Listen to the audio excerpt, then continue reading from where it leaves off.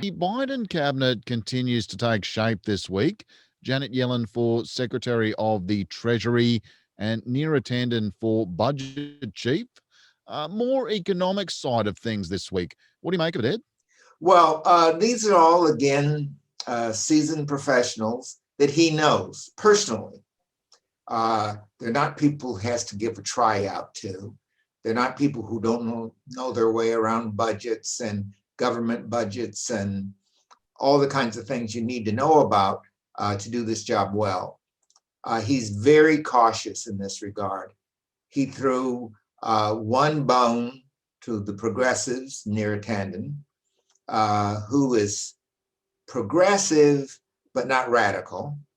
So the progressives feel she's not good enough, and the conservatives feel she's too good. But no one says she's incompetent. So, and of course, you're going to say anything against Yellen? Not possible. She's right up there with some of the stars of the economy of all time, and is an excellent pick. No one's going to oppose her. And the great thing about her is the people at the Fed will respect her, the people in the economy will respect her, and the people on Wall Street will respect her. I ran into her once in Brisbane. She is very short. Somewhat unsurprisingly, Republicans are not happy with some labeling Naran Tandon as radioactive. Most Republicans won't even acknowledge Biden is president, but they're sure as hell gearing up to give him a lot of trouble when he takes office. What's their nomination and confirmation process going to look like, Ed? It's hard to tell. Clearly, Georgia is going to make a very big difference here. If you win one seat in Georgia, people are going to be a little cautious. If you win both, of course, you can throw caution to the wind. So this is a very interesting time. I hope Trump goes down there and says, don't mail in your ballots. And there are a lot of people saying they're going to write him in. So Georgia's the key here. The confirmations, they'll get through. The question is whether there'll be bruising or not. We haven't talked COVID in a few weeks, and that's really because nothing's essentially happening. I mean, in terms of the current administration isn't doing anything about it, and people unfortunately just keep dying. We're past 270,000 deaths in the United States. This week, Special Advisor and Trump yes-man Scott Atlas quit his post. It just looks like an outright surrender at this point. Yeah, it's terrible. And there's a bipartisan bill to provide the kinds of things people need, the unemployment insurance extended, the workers being able to get that extra money, plus the housing moratorium, and a number of other small bits and pieces, and a little bit thrown at COVID relief. But I think it's $900 billion, not enough to do very much, but at least it'll get people through this cold, hard winter. I can't figure out why the Republicans don't seem to care. And of course, the president is still running around talking about what he's going to do next, which is run for president, rather than talking about what he can do now for the people of the United States. It is very, very weird. I feel more distant from this than I've ever felt from any of the stuff that's gone on, because the president has no stakes and the incoming president has no power yet. It almost seems, as you say, I mean, Trump is essentially, if anything, he wants to punish the country for not returning him to the presidency. And I guess Republicans, ultimately, they got back in all of those seats they were worried about. It seems their voters, they've got those voters on side, even though the voters are the ones suffering from this, they don't seem to care. Yeah, it is strange. It is strange. You'd think they'd want to give people a Christmas present, a little turkey in the stocking or whatever, to let people know that they're relevant. to their lives, but they're not doing it at all. It's a real mystery to me because all these Republicans have to go up for re-election at some point. It's not just keeping your job. You made an oath to take care of the people and do the best you can. This is a strange, strange system where now power is more important than people.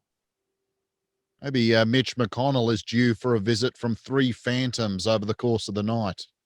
Oh, who knows? Who knows? We need something to happen that's better than what's going on. Of course, this reflects on the economy as well. The Dow Jones is up in response to a Biden victory. And I think the fact that post election, in spite of all the rhetoric, there is a sense of stability about the progression of what's happening. The economy, though, it continues to look weak. How precarious are things, Ed, at the moment when we are post Black Friday, heading into Christmas, that time of year where for so many outlets, this should be their absolute golden season. Yeah, it's well, remember, a lot of stores have closed. And the place where you get that special present for Aunt Minnie or Uncle Sam or the nice toys and things like this, it's just not going to happen this year. Clearly, the upper middle class are doing well, but they're doing well cautiously.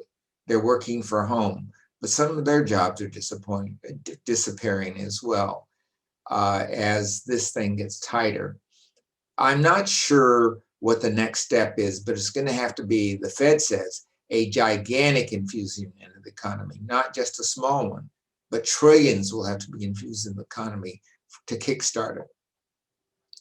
Biden actually is prepared for this. Remember, he went through the last downturn, the crash of the stock market.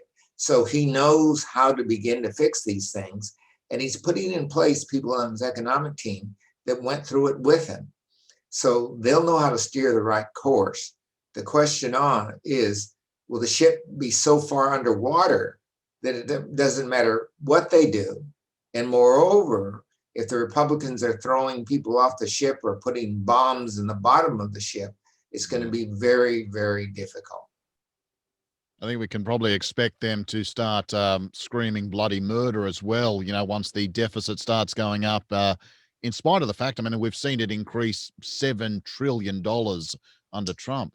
Because Trump made that happen. It's who makes the deficit, not whether there's a deficit. And who cares about a deficit right now? Print the money. It really doesn't matter. You've got to get people back on their feet, get the economy pumping, and then you can put in some stringency measures, but not now. Well, speaking of the current administration, things remain a bit of a shambles. All these Trump cases are amounting to nothing, with states certifying the results for Biden. The whole thing around Trump kind of looks more at the moment like a fundraising exercise, or perhaps more appropriately a money con for Trump and raising money for whatever his next move is. Well, he has raised money to pay for his debts. Some of those debts are to the cities and states that haven't been paid yet, where he held his rallies. And we're talking about millions and millions. And not just this past year, but before that. That campaign owes a lot of money. A lot of it is for his personal debt that we've heard an awful lot about. 400 million coming due very soon. Personal debt associated with his places in Florida and the like. And his businesses are really going downhill. Trump Towers are not the thing anybody wants anywhere in the world. He also wants to raise money to defend himself against what he knows is going to happen. He will be up on charges for any thing you can imagine. Federal charges, for example, for the obstruction of justice, which he could have been put up before, but because Mueller and others say the policy is not to disturb a sitting president, it does not go on to say that you can't disturb one who's not in office for the crimes he committed in office. Now he's going to try to pardon himself. And that's interesting. What do you think of that? Why would he try to pardon himself rather than having Pence do it? It What do you think's seems, behind that?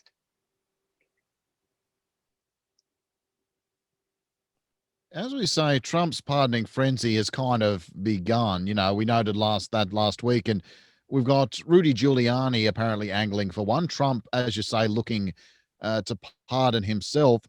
We And his also found out this children. week that back in August, the Justice Department, yeah, and his family as well. You're quite right to note. We noticed the Justice Department was investigating a potential bribery for pardon scheme in which large political contributions would be exchanged for presidential pardons. What's going on there, Ed? Well, this could be one of several things. One, it could start with Giuliani and the Parnassus people. Remember, one of them said that they were trying to angle for a pardon and buy a pardon. And they were close to Giuliani, and they said the president. One of them inferred that they had put some money up. And this is maybe where this started. So they've copped a plea and suggested that it went all the way to the president or someone in the inner circle. And that's why this inquiry started. But I'm surprised it's gotten this far, because one would think that Barr would have put the kibosh to that. But some reason he hasn't.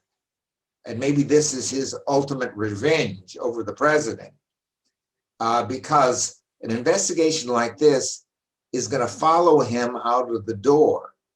And if he's up for this kind of pardon selling, the Supreme Court is not going to be very kind to him. My suspicion is the very reason he doesn't want the vice president, Pence, to be near this is that Pence is a bit of a straight arrow, and Pence may not do it. That would be an absolute disaster if he resigned and then Pence says, nope, I'm going to do this and I'm going to keep the presidency till the end. Pence might do that. And I don't think the president Pence are on that good of terms. What they were thinking they could do is Pence would pardon him under the 25th Amendment that he's too sick to carry on. Then 2 days later, he'd declare himself well and he'd become the president again. I don't think he trusts Pence that much. So he's in a very difficult position. And pardoning himself means the Supreme Court gets involved. And it's pretty clear to him the Supreme Court is not his court.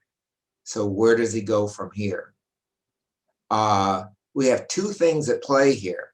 Him getting out of the things that he's into now with federal pardons, and then a time bomb when he gets out of office and that protection's expired. Wow. And just before I leave you off, Ed, we also have this uncertainty around the bill to fund America's military with some $740 billion. Trump threatening to veto the entire bill unless it includes the possibility of sanctions for social companies. This is a reflection on the White House's war with likes of Twitter, Facebook, Google, alleging they are biased against conservatives. This is kind of silly because Twitter has nothing to do with the military. And if he doesn't do this bill, he's just going to get the military mad at him. I suppose the old tank will work for 2 more months. Getting the military establishment mad at you in the United States is not a good idea. I think this is, nothing. Nothing's going to happen here at all. You could be almost count on it. He has to do this bill, or he's just dooming his future. Well, Ed, look, we'll be looking at these ones again next week as we are coming into towards the end of the year, towards Christmas, and then Of course, the inauguration in January. I'll catch you again next week. Well, it's a bit of a slow season, but I think we'll have some more cabinet members next week, Hmm. and we'll have a little bit more light shed on some of these issues facing Trump as he goes out the door. And he can't get out the door soon enough for me. Let's talk about next week what he can do when he gets out and how he might do it. As much as I'd like to avoid it. Yeah, absolutely, mate. We'll touch on those ones next week. Thank you. Bye.